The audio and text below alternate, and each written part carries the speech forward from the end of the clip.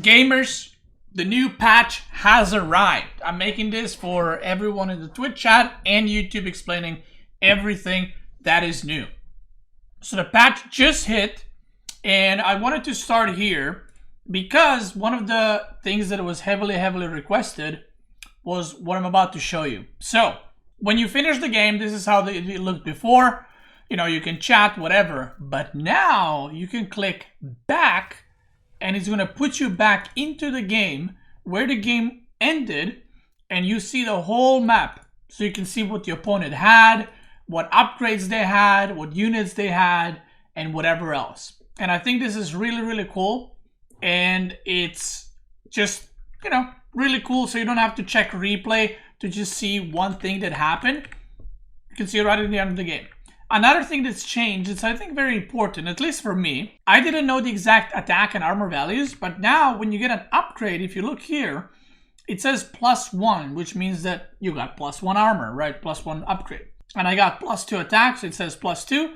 Same thing, when you select the enemy units, you will see +2 armor if they've upgraded something. So you don't have to think anymore like, oh, how much armor does this unit have? And then like do the math yourself if they have +1, +2, or +0. You just click on the unit and see if they have upgrades, which I think is a really cool thing. Another thing they changed for China is you can see the dynasties here in the left screen and not like on the middle.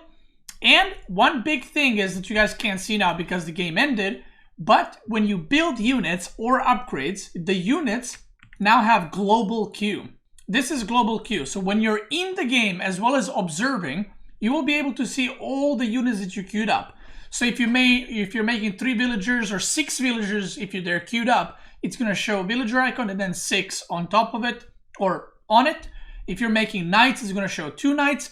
And even better part of this is when you get an upgrade, like let's say you get +1 armor and you're waiting to engage opponent or you're waiting to fight, the upgrades will show here. And they will show like a little completion line. So you can see when the upgrades are finishing, you don't have to check on your upgrades. You'll be able to see right there. So I think that's amazing. Other than that, like I said, you can go back and forth here. This is not a replay. This is a game that just finished. So you can go back and forth. You know, you can check timelines. You can do whatever and then go back and forth. Another thing, we can now, once again, if you look... right here, you know, I type some bad words. The crap filter that AOE4 had is gone, okay? I'm sure there's a filter for extremely, you know, bad words, because before you weren't able to type Chinese or Mongol. It was censored out, as well as, you know, this word, as well as ass, and sometimes you type girlfriend or GF, and that's also censored out. So they fixed that, which is really cool and amazing. Finally, it's time. Now, let me show you what else is there, because there's a bunch of stuff added. So, first thing to go through is they've added a lot of camera and remap controls, new hotkeys.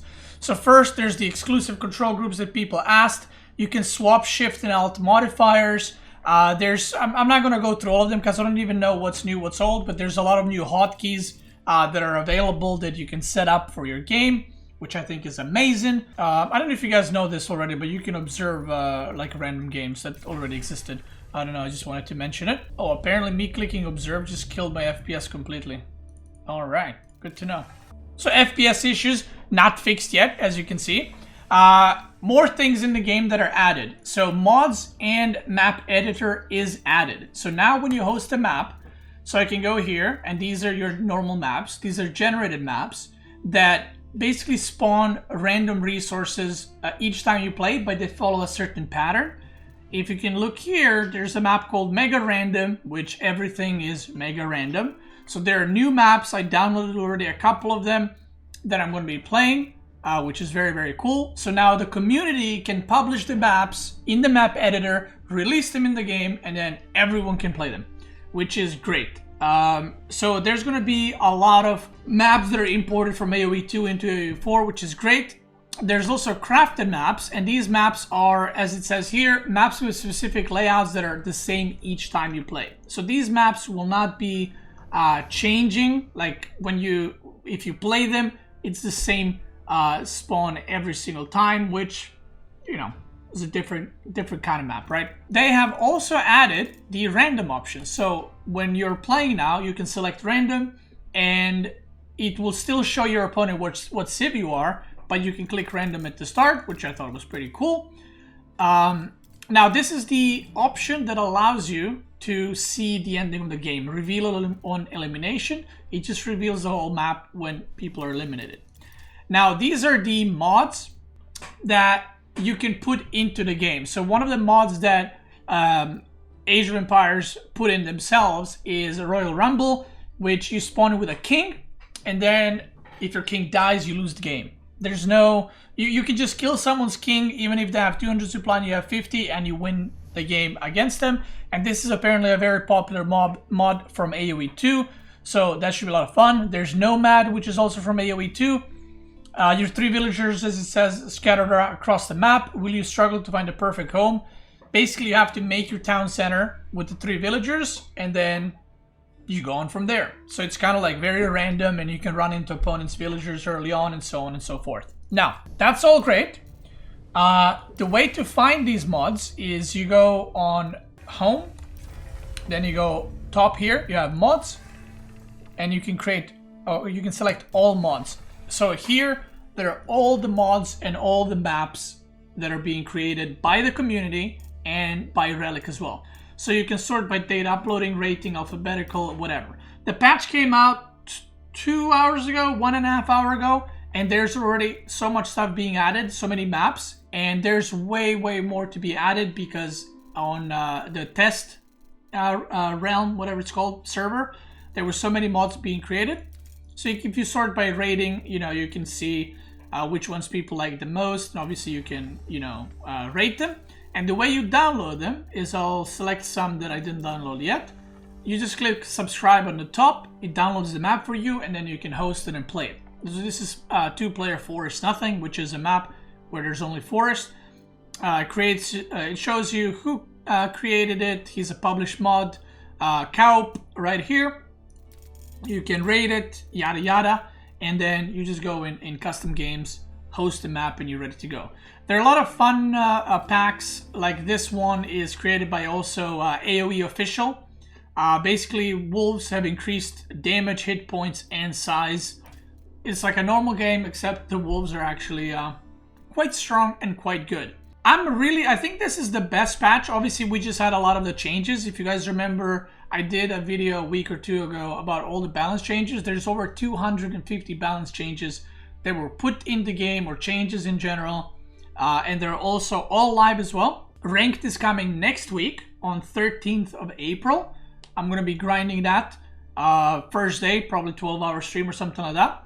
But in my opinion, disregard the balance changes. This is the best patch for AOE4 combined with ranked gameplay that's coming out next week. I think a lot of people are going to be coming back to try out the new patch, try out ranked, try out mods, because this is amazing for casual players. This is amazing even for like content creators like me to, you know, play these maps that are a little bit weird. Like you have this one that is Trojan Sheep, which you can create sheep from your town center, and they are basically like demolition ships, like pre-nerf, where they explode and they destroy everything.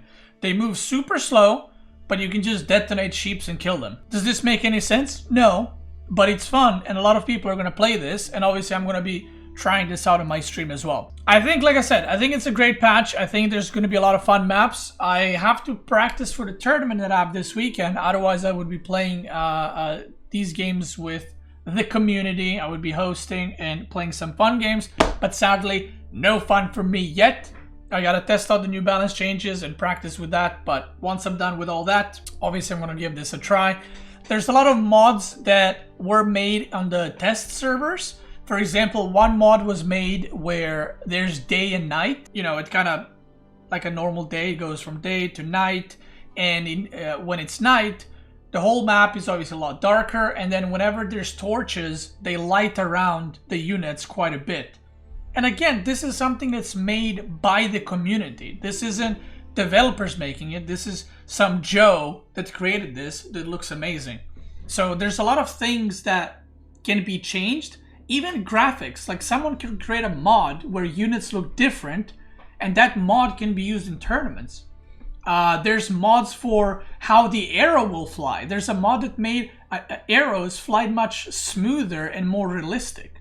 You can increase the spear size, you can decrease the spear size. I saw a mod where, I can't remember what it was called, it's not uploaded here yet, but it was basically realistic unit sizes. So units were as big to fit into the doors of buildings. You would have buildings that are normal size, but units are tiny, you know? And it's obviously not something you would play every game with, but again, this is another thing that's possible. Honestly, like the possibilities as far as this goes are endless. I know AOE2 community, when they were doing the mods and the editing, there's so many things they added to the game, or they added into the editor, and eventually made it into the game. Like the developers put it into the game themselves because it was so popular. I think that's great. And one thing that I'm super excited about is the maps, right?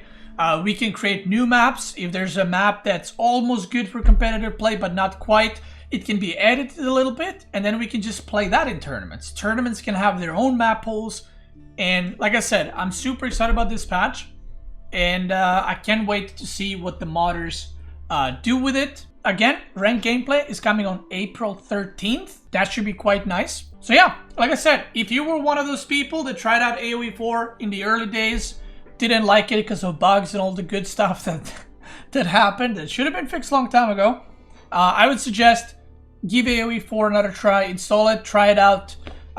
There's so many fun things you can do now with your friends. Like, it doesn't have to be this competitive one-on-one thing. You can just do these fun maps like Forest Nothing or the Exploding Sheep and just have fun in the game. There's also a new challenge, which wasn't really a challenge, but you know, if you go Art of War, they released a new Art of War Advanced Combat. And they said that, I think, I might be wrong, but they said they're going to be releasing more of these in the future. There's also going to be seasonal events. There's going to be those events that are seasonal. I think you either have to do something in the game or just log in to get like a reward, whether it's a banner or an icon or whatever else. So there's a lot of good stuff still yet to come. The updating is not done, obviously. They're still working on the game. And they're very excited to improve it as much as they can. With all that being said, next week, 13th of April, Ranked is coming. Super excited for that. We're going to have pretty much more or less the same system as you have in every game. I think the only difference, I guess, is you start at 0 rating and you kind of advance through the leagues. But, you know, the usual bronze, silver, gold, plat, diamond, yada yada. Anyway. Thank you guys so much for watching if you're watching on YouTube, and if you're watching on Twitch, as always, let's keep going.